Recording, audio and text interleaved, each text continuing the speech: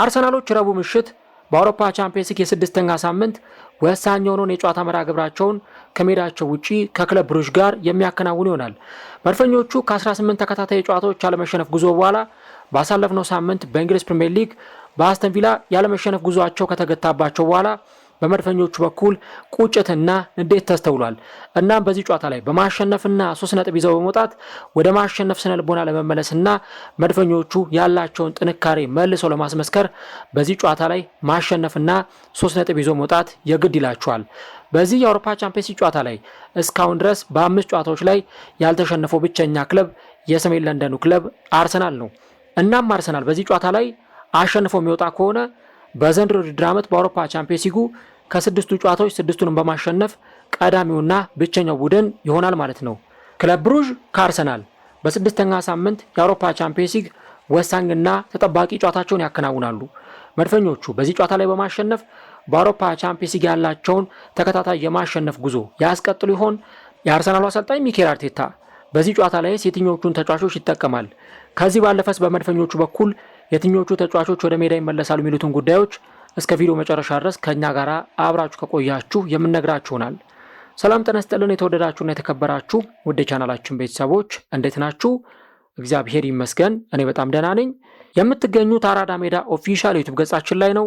ለቻናሉ አዲስ ከሆናችሁ የዩቲዩብ ገጹን ሰብስክራይብ በማድረግና የሮል ምልክቷን በመጫን የቻናላችን ቤተሰቦች እንድትሆኑ የአክብሮት ግብዣችን ነው። ቪዲዮን ስትጀምሩ ደግሞ ዩቲዩብ ፕሮግራሙን ለብዙዎች እንዲያደርሰው ፕሮግራሙን ላይክ በማድረግ መጀመራችሁን አስታውሱ። ይህ ፕሮግራም ቢያንስ 300 ወይም 400 ላይክ እንዲኖረው እንፈልጋለን። ስለዚህ ሁላችሁም ፕሮግራሙን ላይክ በማድረግ ጀምሩ። የአራዳ ሜዳ ኮሜንታተር ተስፋ ወርቅ ሉል ሰገድ አብሬያችሁ ቆይታ አደርጋለሁ። ፈጣሪ ፈቅዶ በዚህኛው ፕሮግራማችን ላይ ዳግም ከእናንተ ጋር ተገናኝተናል። የአርሰናልና የክለብ ብሩዥን ጨዋታ በዚህኛው መሰናዷችን ላይ እንመለከተዋለን። እንግዲህ የአውሮፓ ቻምፒየንስ ሊጉ ስድስተኛው ሳምንት ላይ ደርሷል። አሁን አላፊ ቡድኖች የሚታወቁበት ወሳኝ ሳምንታት ላይ ነው የምንገኘው። እንግዲህ ከዚህ በኋላ ከ1 እስከ 8 በአውሮፓ ቻምፒየንስ ሊግ የደረጃ ሰንጠረዥ ላይ ይዘው የሚያጠናቅቁ ቡድኖች ይለያሉ ተብሎ ይጠበቃል። ከዚህ ባለፈ ደግሞ ከ9ኛ እስከ 24ኛ ደረጃ በማጠናቀቅ በጥሎ ማለፍ ወደ አውሮፓ ቻምፒየንስ ሊግ የ16ቱ ጥሎ ማለፍ የሚያልፉ ቡድኖች የሚታወቁባቸው ሳምንታት ይሆናሉ ማለት ነው። ስለዚህ በዚህ ሳምንት እንዲሁም ደግሞ በሚቀጥሉ ሳምንታት የሚደረጉ የአውሮፓ ቻምፒየንስ ሊግ ጨዋታዎች በከፍተኛ ትኩረት የሚጠበቁ ጨዋታዎች ናቸው ማለት ነው። ታዲያ ከፍተኛ ትኩረት ከሚሰጣቸው ጨዋታዎች መካከል አንዱ የክለብ ብሩዥ እና የአርሰናል ጨዋታ ነው። እንግዲህ ሁለቱ ቡድኖች ተጠባቂ ሆነው ጨዋታቸውን ሲያከናውኑ ሁለቱም በተለያየ መልክ ላይ ሆኖ ነው ይህንን ጨዋታቸውን የሚያከናውኑት። በተለይም አርሰናል በተከታታይ ጨዋታዎች ላይ ያለመሸነፍ ጉዞን እያስቀጠለ የነበረበትን ሂደት ተመልክተናል። ነገር ግን ባሳለፍነው ሳምንት ከአስተን ቪላ ጋር በተደረገው ጨዋታ አርሰናል መሸነፉን ተከትሎ የ18 ጨዋታ ያለመሸነፍ ጉዞ በዛ ጨዋታ ላይ ተገቷል ማለት ነው።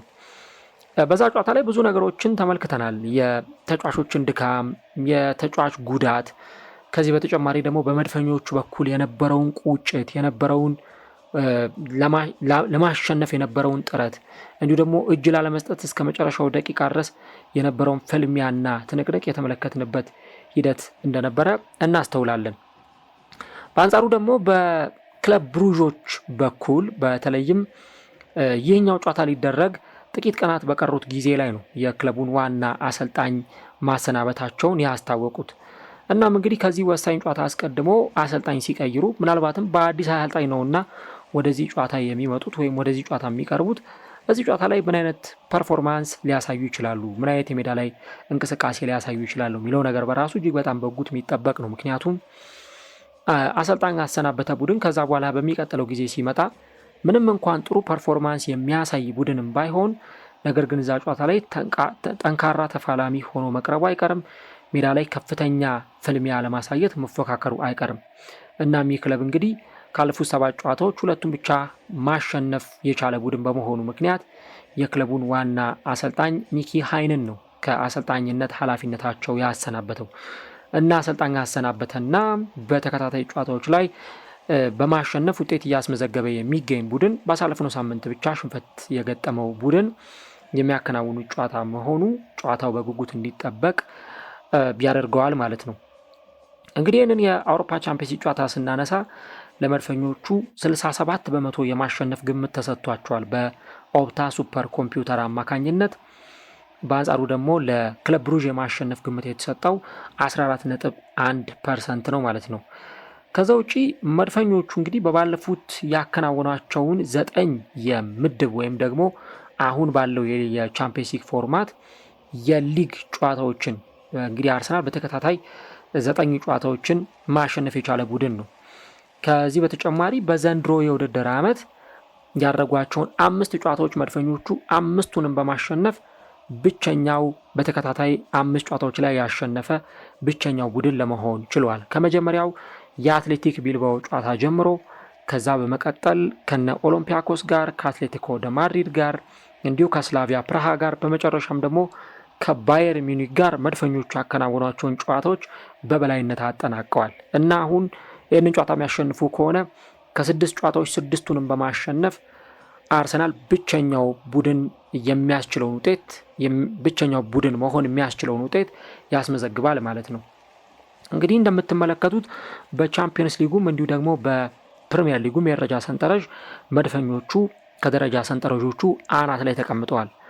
አርሰናል ከደረጃ ሰንጠረዡ አናት ላይ የተቀመጠው ያለምንም ምክንያት አይደለም። ምክንያቱም አሁን መድፈኞቹ ዘንድሮ የሆነ ዋንጫ ለማምጣት የሆነ ስኬት ለማምጣት በድል ስሜት ውስጥ ሆነው በማሸነፍ ረሃብ ውስጥ ሆነው ነው እያንዳንዱን ጨዋታ እያከናወኑ የሚገኙት። ለዛ ነው እንግዲህ ምሽት ላይ ማክሰኞ ምሽት ላይ በነበረው የጋዜጣዊ መግለጫ ላይ አርቴታ አንድ ጥያቄ ቀርቦለት ነበረ እና የአስቶን ቪላው ሽንፈት እንደው ለእናንተ እንደ መነሳሻ ይሆንላችኋል ወይ ተብሎ ሲጠየቅ ተጫዋቾች ልክ ሁለተኛው ጎል ሲቆጠር እንደዛ መሬት ላይ ሲወድቁ ህመሙ ፔኑ እኔንም ተሰምቶኝ ነበር ሲል ነበረ አሰልጣኙ ሚኬል አርቴታ አስተያየቱን የሰጠው። ልክ ሁለተኛው ጎል ሲቆጠር በኤሚሊያኖ ቡንዲያ አማካኝነት ሁለተኛው ጎል ሲቆጠር እንደምታስታውሱት የአርሰናል ተጫዋቾች የነበራቸው ስሜት እጅግ በጣም የሚያስገርምና እንደው በጣም የሚያሳዝን ነበር። ዳቪድ ራያ መሬቱን በጣም በስሜት ሆኖ ሲደበድብ መሬቱን ሲቀጠቅጥ ነበር። ፔሮ ሂንካፔ መሬቱን ሲደቃ መሬቱን ሲደልቅ ነበር።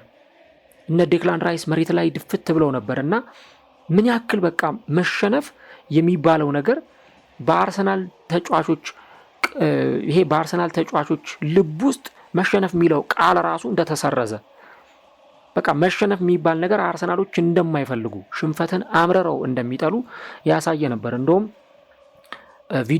አንድ ቪዲዮ ተቆራርጦ በተለይ መጨረሻው ጎል ሲቆጠር የነበረው የአርሰናሎች ስሜት ክሊፑ ተቆርጦ በተለያዩ ሶሻል ሚዲያዎች ላይ ሲዘዋወር ነበር። እኔም ፌስቡክ ላይ ያንን ቪዲዮ አጋርቸው ነበር እና መድፈኞቹ ጋር የነበረው ስሜት አብዛኛው ነገራቸው እጅግ በጣም የሚያስገርም ነው።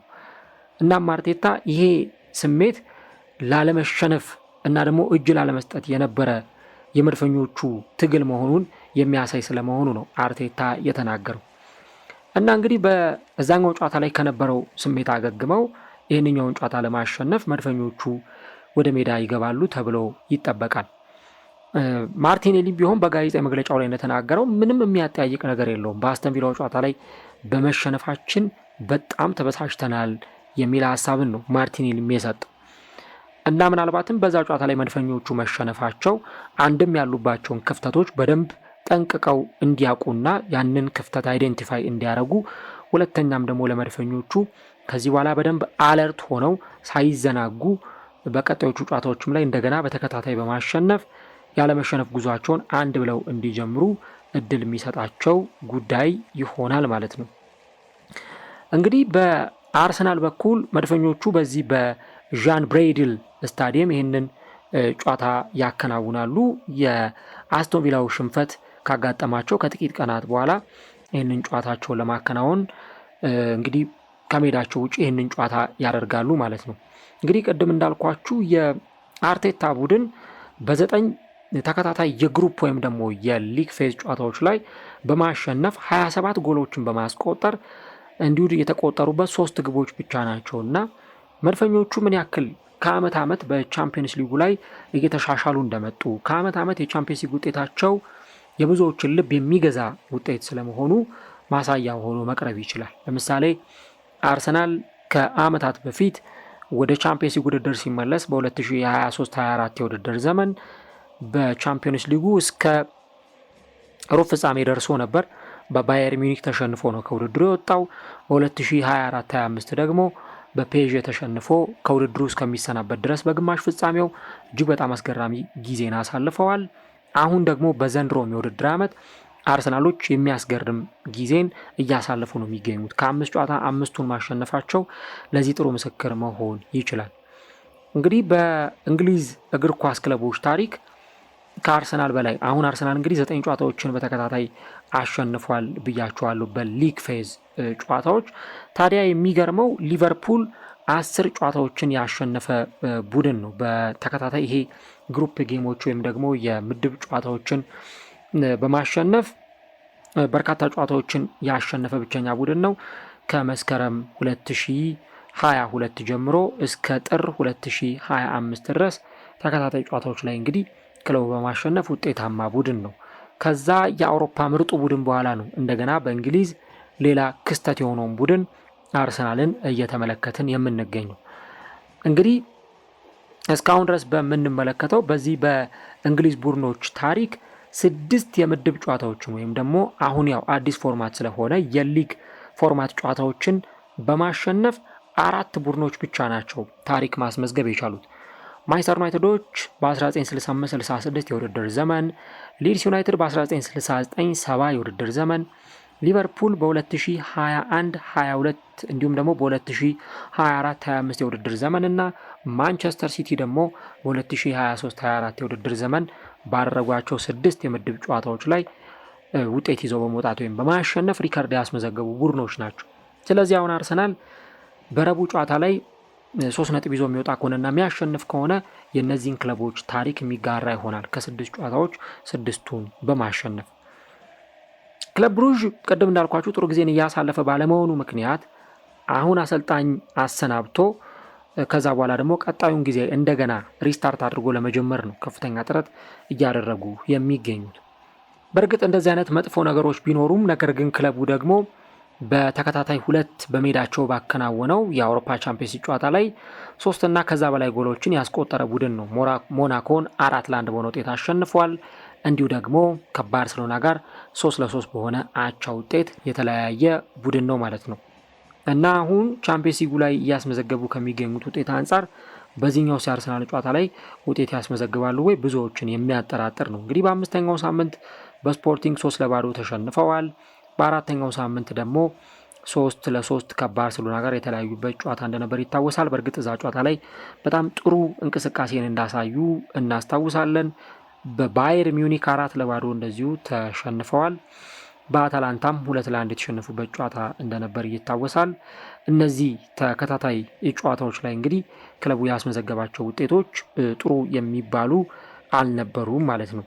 ታዲያ ስለ ክለብ ብሩዥ ውጤት ስናነሳ ሌላው በጣም የሚያስገርመው ነገር እንግዲህ ቡድኑ በተከታታይ ያከናወናቸው ጨዋታዎች ላይ የተቆጠሩበት ጎሎች ብዛትን በራሱ በካሌንደር ዓመቱ በጣም ብዙ መሆኑን እየተመለከትን ነው የምንገኘው። በ2025 የካሌንደር ዓመት 24 የሚጠጉ የአውሮፓ ቻምፒየንስ ሊግ ጎሎች ቡድኑ ተቆጥሮበታል በ11 ጨዋታዎች እና ምናልባት ባርሴሎናን ነው ከዚህ ቡድን ጋር ልናነጻጽረው የምንችለው።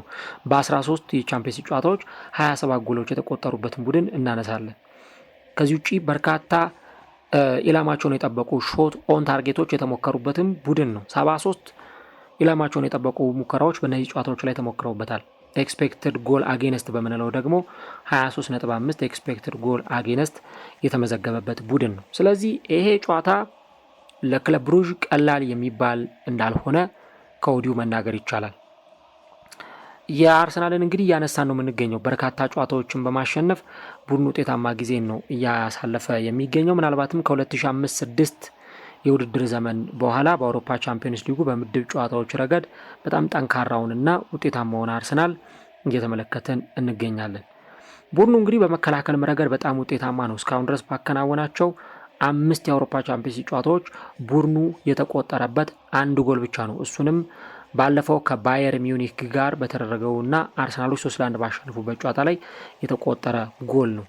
ከዛ በስተቀር ግን መድፈኞቹ በአውሮፓ ቻምፒየንስ ሊግ 4 ጨዋታዎች ላይ መረባቸውን ሳያስደፍሩ ነው የወጡት እና የተመዘገበባቸውን ኤክስፔክትድ ጎል ስትመለከቱት 2.59 ነው እና ይሄ በአርሰናል መከላከል ረገድ ምን ያክል አርሰናል ጠንካራ ጊዜን እያሳለፈ መሆኑን የሚያሳይ ነው።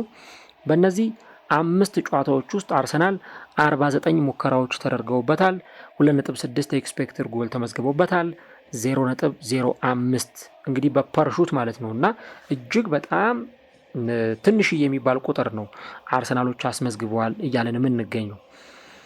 የማርቲኔሊን ጉዳይ በዚህ ውድድር ላይ ማንሳት በጣም አስፈላጊ ነው። ተጫዋቹ እንግዲህ በ4 የአውሮፓ ቻምፒየንስ ሊግ ጨዋታዎች ላይ ጎሎችን ያስቆጠረ ተጫዋች ነው። ከአትሌቲክ ቢልባኦ ጨዋታ ጀምሮ እንደተመለከታችሁት በኦሎምፒያኮስ፣ በባየር ሚዩኒክ፣ በአትሌቲኮ ደ ማድሪድ ጨዋታዎች ላይ ጎል ያስቆጥሯል። ጎል ሳያስቆጥር የወጣው ስላቪያ ፕራሃ ላይ ብቻ ነው እና በአርሰናል እግር ኳስ ክለብ ታሪክ በ5 ተከታታይ የአውሮፓ ቻምፒየንስ ሊግ ጨዋታዎች ላይ ጎል ያስቆጠረ ተጫዋች የለም። ምናልባት እሱ በዚህኛው የክለብ ብሩዥ ጨዋታ ላይ ጎል የሚያስቆጥር ከሆነ በ5 ተከታታይ የአውሮፓ ቻምፒየንስ ሊግ ጨዋታዎች ላይ ለአርሰናል ጎል በማስቆጠር የመጀመሪያው ባለ ታሪክ ተጫዋች ይሆናል ማለት ነው። ስለዚህ ለዚህ ተጫዋች ጨዋታው እጅግ በጣም አስፈላጊ ነው የሚሆነው ማለት ነው። በእርግጥ በተከታታይ ለአርሰናል ጎል ያስቆጠሩ ተጫዋቾች አሉ በአውሮፓ መድረክ። ኢያን ራይት በ1994-95 የውድድር ዘመን፣ እንዲሁ ደግሞ ቴሪ ዳንኤል ኦንሪ በ1999-2000 የውድድር ዓመት በዩኤፋ ካፕ በሚባለው በተከታታይ ጨዋታዎች ላይ ግቦችን ሲያስቆጥሩ የነበሩ ተጫዋቾች ናቸው ማለት ነው። አሁን እንግዲህ ለአርሰናል በጣም አደጋቹና አስቸጋሪው ነገር ሊሆን የሚችለው አርቴታ እንዴት አድርጎ ነው የተጫዋቾቹን ጉዳት ማኔጅ ሊያደርግ የሚችለው የሚለው ነው ትልቁ ነገር። እንግዲህ ዴክላን ራይስ በዚህ ጨዋታ ላይ አይሰለፍም። በተለይም ደግሞ ከአስቶን ቪላው ጨዋታ በኋላ ህመም እንዳጋጠመው አርቴታ ተናግሯል እና ያው ሪስክ ላለመውሰድ ሲባልም ይህንን ተጫዋች በዚህ ጨዋታ ላይ እንደማይጠቀሙበት ጭምር ነው የተገለጸው። ስለዚህ ምናልባት እንደነ ክርስቲያን ኖርጋርድ ላሉ ተጫዋቾች በመድፈኞቹ በኩል የመጫወት ስፔስ ወይም የመጫወት እድል ሊሰጣቸው ይችላል። ነገር ግን ሳሊባ በጉዳት ምክንያት ጨዋታዎች እያመለጡት ነው የሚገኘው። ሞስኬራ በጉዳት ምክንያት እንደዚሁ በተመሳሳይ ከጨዋታዎች ውጪ ሆኗል። አሁን በአርሰናል መከላከል በኩል አዲስ መዋቅር አዲስ ጥምረት ነው እየተመለከትን ያለ ነው እና አርቴታ እነዚህን ነገሮች እንዴት ማኔጅ ሊያደርጋቸው እንደሚችል የሚጠበቅ ነው። እንግዲህ በርካታ ተጫዋቾች የተጎዱ ነው። እንደውም አርቴታ በጋዜጣዊ መግለጫው ላይ ከጨዋታው በፊት የተነሳለት አንዱ ጥያቄ የነበረው እንደው ብዙ ተጫዋቾች የተጎዱ ነው በአርሰናል በኩል እና ይሄ ምናልባትም ከሚሰሩት ልምምድ አንተ እና የቡድን የስታፍ አባላቱ ከምታሰሯቸው ልምምድ ጋር አይገናኝም ወይ?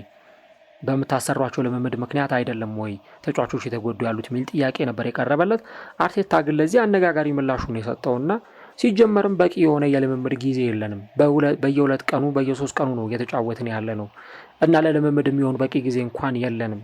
ተጫዋቾቹም በልምምድ ምክንያት ነው የተጎዱት፣ ጫና ባለው ልምምድ ምክንያት ነው የተጎዱትም ለማለት መጀመሪያ በቂ የሆነ የልምምድ ጊዜ ያስፈልጋል የሚል ሀሳብ ሰጥቷል እና ለጉዳታቸው እንደ ምክንያት አድርጎ የጠቀሰው አንደኛው ነገር በተለይ ተደራራቢ ጨዋታዎች በመብዛታቸው ምክንያት ነው የሚል ሀሳብን ያቀረበው። ጨዋታዎች መደራረባቸው፣ ጨዋታዎች በተደጋጋሚ ጊዜ በየ3 ቀን ልዩነት መደረጋቸው ምናልባትም በአርሰናል በኩል ተደጋጋሚ ተጫዋቾች ጉዳት እንዲመዘገቡ ምክንያት እንደሆነም ጭምር ተናግሯል። እንግዲህ አሁን ሊያንድሮ ትሮሳርድ፣ ሳሊባ በርካታ ተጫዋቾች በአርሰናል በኩል የሉም በጉዳት ምክንያት።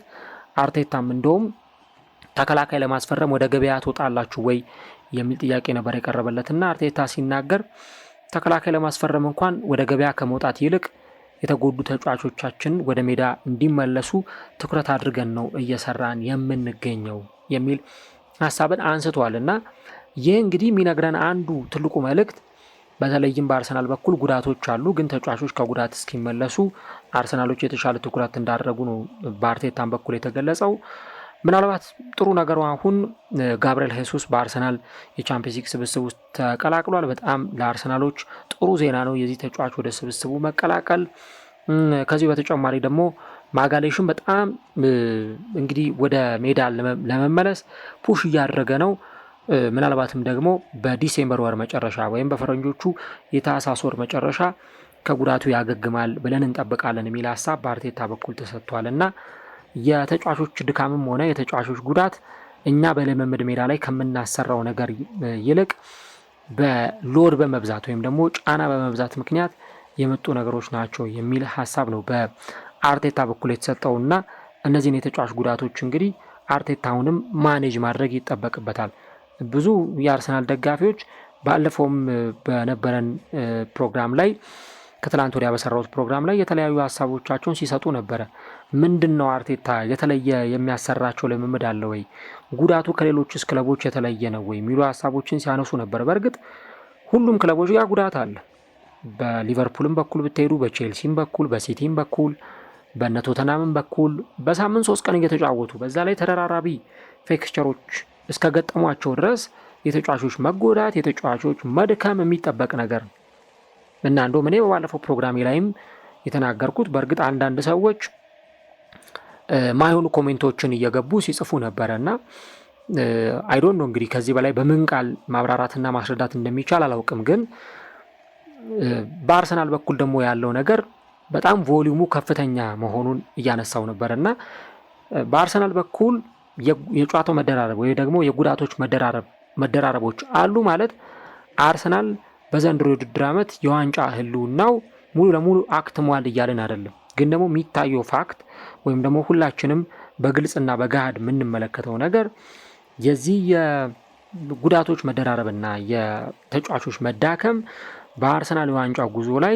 እንቅፋት ሊሆን እንደሚችል ነው እያነሳን የምንገኘው። ምክንያቱም እነ ዲክላን ራይስ እንግዲህ በእንዲህ አይነት ሁኔታዎች ላይ በተለይ በህመም ምክንያት ከጨዋታው በኋላ ህመም እያጋጠማቸው ከሜዳ አንድም ጨዋታ ሁለትም ጨዋታ እያመለጣቸው የሚርቁ ከሆነ ሲዝኑ አጋማሽ ላይ ሲዝኑ ወሳኝ በሚባሉ ምዕራፎች ላይ በሚደርስበት ጊዜ ደግሞ ምን ያክል ነገሮች አፕል ሊያደርጉ እንደሚችሉ መገመቱ መቼም ያን ያክል የሚከብድ አይሆንም እና ያንን ነገር ነው እንግዲህ በአርሰናል በኩል የተመለከተን የምንገኘው። ይሄ በአርቴታ በኩል በደንብ ማኔጅ መደረግ የሚገባው ነገር ይሆናል። አሁን በዚህ በአውሮፓ ቻምፒየንስ ሊግ ላይ እኔ የምጠብቀው አርቴታ በደንብ ስኳዱን ሮቴት ያደርጋል ብዬ አስባለሁ።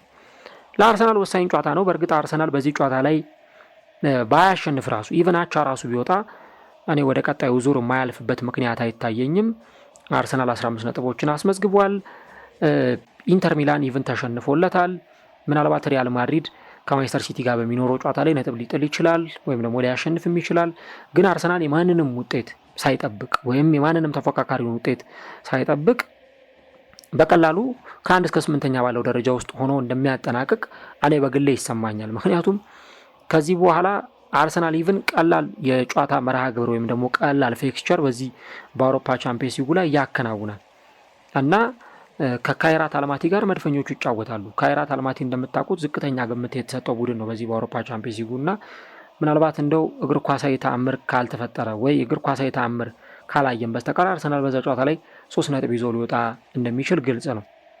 ከዛ ውጪ ሊከብድ የሚችለው አርሰናል ኢንተር ሚላን ነው እንጂ አሁን ከዚህ ጨዋታ ላይ 1 ነጥብ ይዞ ከወጣና ቀጣይ ካይራት አልማቲን ካሸነፈ 4 ነጥቦችን አገኘ ማለት ነው። አሁን ካለው 15 ነጥብ ላይ 4 ነጥቦችን ጨምሮ 19 ነጥብ ማግኘት ይችላል። ክለብ ብሩዥንም ካሸነፈ ካይራት አልማቲንም ካሸነፈ አርሰናል ነጥቡን በቀጥታ ከፍ አድርጎ ወደ 21 ነው የሚያሳድገው ማለት ነው። 21 ነጥብ ደግሞ ከ1 እስከ 8ኛ ደረጃን ይዞ ለማጠናቀቅ በቂ ነው እና የኢንተር ሚላኑ ጨዋታም እንኳን ሳይጠበቅ መድፈኞቹ በቀላሉ ወደ ቀጣዩ ዙር ማለፍ የሚችሉበትን ውጤት የሚያስመዘግቡ ይሆናል እና እነዚህ አይነት ሁኔታዎች ናቸው የሚኖሩት። እንግዲህ ከኢንተር ሚላን ጋር በ7ኛው ሳምንት ከካይራት አልማቲ ጋር በ8ኛው ሳምንት መድፈኞቹ ወሳኝ የሆኑ ጨዋታዎቻቸውን ያከናውናሉ እና እነዚህ ነገሮች ነው እንግዲህ ልናነሳ የምንችለው የተጫዋቾች ጉዳትን ጉዳይ በተመለከተ። ከዛ ውጭ ግን እንግዲህ እስካሁን ድረስ የቤልጂየሙ ክለብ ብሩዥ 18 ጊዜ ከእንግሊዝ ክለቦች ጋር ባከናወነው ጨዋታ ማሸነፍ የቻለው 1 ጊዜ ብቻ ነው። እሱንም በባለፈው ዓመት ኖቬምበር 2024 ወይም ህዳር 2024 በቻምፒየንስ ሊጉ ከአስቶን ቪላ ጋር በነበራቸው ጨዋታ ላይ ነው 1-0 ያሸነፉት። ከዛ በስተቀር ግን በ14ቱ ተሸንፈዋል፣ በ3ቱ አቻ ተለያይተዋል። ስለዚህ ይሄም ጨዋታ ምናልባትም ለዚህ ቡድን እጅግ በጣም አስቸጋሪ ሊሆን እንደሚችል ክለቡ ከእንግሊዝ ክለቦች ጋር ካለው ደካም ካለው ውጤት አንጻር ይሄኛውም ጨዋታ ውጤቱ የሚገመተው ለአርሰናል ነው ማለት ይቻላል። እንግዲህ ወደ 1981 ሸርተት ብንል በ1981 ጥቅምት ወር ላይ አርሰናል ለመጨረሻ ጊዜ በቤልጂየም ቡድን የተሸነፈው እንግዲህ በዚህ ጊዜ ነው። በ1981 በኬኤፍሲ ዌንተርስላግ በተባለው ቡድን በአሁኑ አጠራሩ ጄንክ በተባለው ቡድን ነው አርሰናል እንግዲህ የዛኔ ዩኤፋ ካፕ ተብሎ በሚጠራው ውድድር ላይ ተሸንፎ የነበረው። ከዛ በኋላ አርሰናል በቤልጂየም ቡድን ተሸንፎ አያውቅም እና ይህንን ጨዋታ ለመድፈኞቹ ትልቅ ግምት የሚሰጠውም በዚህ ምክንያት ነው ብሎ መናገር ይቻላል። እንግዲህ አርሰናሎች ከነበራቸው ዝግጅት አንጻር ከዚህ በኋላ ደግሞ ከፊት ለፊታቸው ከሚጠብቋቸው ትልልቅ ሳምንታት አንጻር እያንዳንዱ ጨዋታዎች ላይ በከፍተኛ ትኩረት ጨዋታዎቻቸውን ማከናወናቸው አይቀርም። አሁን በአርሰናል በኩል የሚጠበቀው ሁለት ነገር ነው። አንድ አርቴታ ስኳዱን በሚገባ ሮቴት ማድረግ፣ በሚገባ ስኳዱን ሮቴት እያደረገ ተገቢውን የሆነ የተጫዋቾችን ምርጫ ማከናወን። ሁለተኛ ደግሞ ሮቴት በሚያደርግበት ጊዜ የተጫዋቾች መቀየር ውጤቱን ሊቀይረው አይገባም። አርሰናል በነበረው አሸናፊነት እንዲቀጥል ነው የሚጠበቀው። ተጫዋቾች ሊቀየሩ ይችላሉ፣ ስኳዱ ሮቴት ሊደረግ ይችላል፣ ግን ባለው በሚጠበቀው ውጤታማነት መቀጠል ነው አስፈላጊ የሚሆነው። አሁን በባለፈው ከአስተን ቪላ ጋር በነበረው ጨዋታ ላይ አንድ የተመለከትነው ችግር አርሰናሎች የአቻነቱን ጎል አስቆጠሩ በሊያንድሮ ትሮሳርድ አማካኝነት። ከዛ በኋላ ግን መዳከም ነበር የተመለከትነው። በቃ በጣም ተዳክመው ነበር፣ ፍራጃይል ሆኖ ነበረ። ይሄ ፋቲግ በጣም በዝቶባቸው ነበር ማለት ነው። እና እነዚህ ሁሉ ነገሮች ሲደራረቡ መድፈኞቹ በመጨረሻ ደቂቃ ላይ እንግዲህ ያ ሁሉ ጥረት አድርገው ሁለተኛው ጎል የተቆጠረበትን ሞመንት ካያችሁ መድፈኞቹ በጣም ታግሏል እስከ መጨረሻው ድረስ ጎሉ እንዳይቆጠር። ከአንዴም ሁለት ሶስት ጊዜ ኳሱንም ብሎክ ለማድረግ ሲሞክሩ አይተናል። እና ይሄ ምን ያክል በመድፈኞቹ በኩል ያለውን እስከ መጨረሻው ደቂቃ ድረስ የማሸነፍ ፍላጎት በደንብ የሚያሳይ ነው። ግን ከዚህ በኋላም ቢሆን በቦክሲንግ ዴይ በበዓል ሰሞኖች ጨዋታዎች ላይ ተደራራቢ ጨዋታዎች መኖራቸው አይቀርም። አርሰናል የካራቦ ካፕም ጨዋታ ይጠብቋል። የኤፍኤ ካፕ ድልድልም ወጥቶለታል። ስለዚህ ተደራራቢ ጨዋታዎች፣ ተደራራቢ ፊክስቸሮች አሁንም በአርሰናል በኩል መመልከታችን ስለማይቀር የተጫዋቾችን ጉዳት አቮይድ ማድረግ ያው ሁልጊዜ እንደምለው የተጫዋቾችን ጉዳት መቀነስ ነው እንጂ ሙሉ ለሙሉ ማጥፋት አይቻልም እና ያን ነገር ለማድረግ እንግዲህ የተሻለውን አማራጭ መጠቀም አስፈላጊ ይሆናል። ነገር ግን ደግሞ በተለይ የነ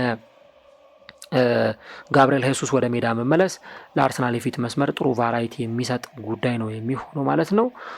እንግዲህ አርቴታ የትኞቹን ተጫዋቾች ይጠቀማል በዚህ ጨዋታ ላይ በስታርቲንግ ላይናፑ ወይም ደግሞ በቋሚ 11 ላይ የትኞቹን ተጫዋቾች ሊጠቀም ይችላል የሚለውን ነገር ብንመለከት እንግዲህ በአርሰናል በኩል እንደ በርካቶች ግምት ከሆነ ወይም እንደ በርካቶች ሀሳብ ከሆነ ዳቪድ ራያ በቋሚነት ይጀምራል ተብሎ ይጠበቃል። ቤን ዋይትም በጁሪየን ቲምበር ቦታ ወይም ደግሞ በራይት ባክ ቦታ ላይ በቋሚነት ይጀምራል ተብሎ ነው የሚጠበቀው። እንግዲህ በብሬንትፎርዱ ጨዋታ ላይ እንደተመለከታችሁት ተጫዋቹ ማን ኦፍ ዘ ማች የሚያስብለውን የጨዋታው ኮከብ የሚያስብለውን ፐርፎርማንስ ነበር ያሳየውና እዚህ ጨዋታ ላይም የሚኖረው በቋሚ ተሰላፊነት ይጠበቃል። ጁሪየን ቲምበር፣ ፔሮ ሂንካፔ እንዲሁ ደግሞ ከዚህ በተጨማሪ ካላፊዮሪ፣ ክሪስቲያን ኖርጋርድ፣ ማርቲን ዙቢሜንዲ፣ ማርቲን ኦዴጋርድ፣ ቡካዮ ሳካ፣ ኤበሬቼዜ ወይም ደግሞ በግራው በኩል ማርቲኔሊ ከዛ በኋላ በፊት መስመር ላይ ቪክተር ዮኬሬስ ሊጀምሩ ይችላሉ ማለት ነው። እንግዲህ ሜሪኖን በተደጋጋሚ ጊዜ አርቴታ ሲያስጀምረው ተመልክተናል። ግን በዚህ ጨዋታ ላይ የበለጠ ሞር ለቪክተር ዮኬሬስ እድል ይሰጠዋል ተብሎ ነው የሚጠበቀው። በአንጻሩ በክለብ ብሩዥ በኩል ዳኒ ቫንደን ሂውቨል፣ ሂውጎ ስኩዌት፣ ዡዌል ኦርዴኔዥ፣ ብራንደን ሚሼሌ፣ ዦአኪን ሴስ፣ አሌክዛንደር ስታንኮቪች፣ ራፋኤል ኦኔዲካ፣ ሃንስ ቫንከን፣ ካርሎስ ፎርብስ እንዲሁ ደግሞ ዞሊስ እና ኒኮሎ ቴርሶልዲ በዚህ ጨዋታ ላይ በቋሚ 11 ውስጥ ይጀምራሉ ተብለው የሚጠበቁ ተጫዋቾች ይሆናሉ። ሌላው መጨረሻ ላይ የማነሳው በተለይ በመድፈኞቹ በኩል በጣም ትኩረት ሊያደርጉበት የሚገባ አንድ ተጫዋች አለ። ምናልባትም እናንተም ልትመለከቱት ትችላላችሁ። የተጫዋች የአርሰናል ተከላካዮችን በመረበሽና ፋታ በመንሳት ረገድ አስቸጋሪ ሜዳ ላይ ፐርፎርማንስ ሊያሳይ የሚችል ተጫዋች አለና ይህ ተጫዋች እንግዲህ ፎርብስ ነው። ፎርብስ በዘንድሮ የውድድር ዓመት በዚህ በአውሮፓ ቻምፒዮንስ ሊጉም እንዲሁ ደግሞ በውስጥ ውድድሮችም ላይ ጥሩ ጊዜን እያሳለፈ ነው የሚገኘው። ከዚህ ቀደም ለወልቭስ ሲጫወት እናውቀዋለን። አሁን ባለው ሰዓት ደግሞ በክለብ ብሩዥ ውስጥ በጣም ጥሩ ጊዜን እያሳለፈ የሚገኝ ተጫዋች ነው ማለት ነው እና ይሄ ተጫዋች እንግዲህ በተለይ አርሰናሎች በደንብ ይህን ልጅ ሊቆጣጠሩትና ማርክ ሊያደርጉት እንዲሁም ደግሞ ተጽዕኖ ፈጣሪነቱን ሊገድቡበት ይገባል። ዘንድሮ እንግዲህ 4 ጎሎችን እና አሲስቶችን ያስመዘገበ ተጫዋች ነው። በቻምፒየንስ ሊጉ 2 ጎሎችን አስቆጥሯል። 2 ለግብ የሆኑ ኳሶችን አመቻችቶ አቀብሏል። በሜዳው ላይ በተደረጉ ጨዋታዎች ደግሞ የበለጠ ተጽዕኖ ፈጣሪነት አለውና በመጀመሪያዎቹ 3 የሜዳ ጨዋታዎች ላይ አሲስቶችን ያስመዘገቡ 3 ተጫዋቾች ብቻ ናቸው በዚህ በቻምፒየንስ ሊጉ ታሪክ ከተመለከትም ማለት ነው። ዞቪንሚር ቦባን በ1993/94 የኤሲ ሚላን ተጫዋች፣ ማሪያን ሂሪስቶቭ በ1998 የካይዘር ስላውተን እንዲሁ ደግሞ ቡካዮ ሳካ በ2023 በአርሰናል በኩል ይህን ነገር አድርገውታል እና እንግዲህ በተከታታይ ጨዋታዎች ላይ በሜዳ በሚደረጉ ጨዋታዎች ላይ አሲስት ሲያደርግ የተመለከትነው የምንገኝ ተጫዋች ነው። መድፈኞቹ ይህን ተጫዋች እንዴት ኮንትሮል ያደርጉታል የሚለውን አብረን እናያለን። እናንተስ ምን ትላላችሁ? ይህንን ጨዋታ ማን አሸንፎ 3 ነጥብ ይዞ ይወጣል? አርሰናል ምናልባትም ካሸነፈ ወደ ቀጣዩ ዙር ማለፉን የሚያረጋግጥበትን ውጤት ያስመዘግባል ማለት ነው። ኮሜንት ላይ የገባችሁ ሀሳቦቻችሁ ልታጋሩ እንችላላችሁ። ፈጣሪ ቢፈቅድ በቀጥታ ስርጭት ፕሮግራማችን ከጨዋታው አስቀድመን እንደተለመደው ልዩ ልዩ የአሰላለፍ መረጃዎችን፣ አዳዲስ ጉዳዮችን ይዘን እንመጣለን። ቀጠሯችን ለምሽት እናድርግና እኛ በዚሁ እናብቃ። መልካም ጊዜ፣ መልካም ቆይታ ይሆንላችሁ።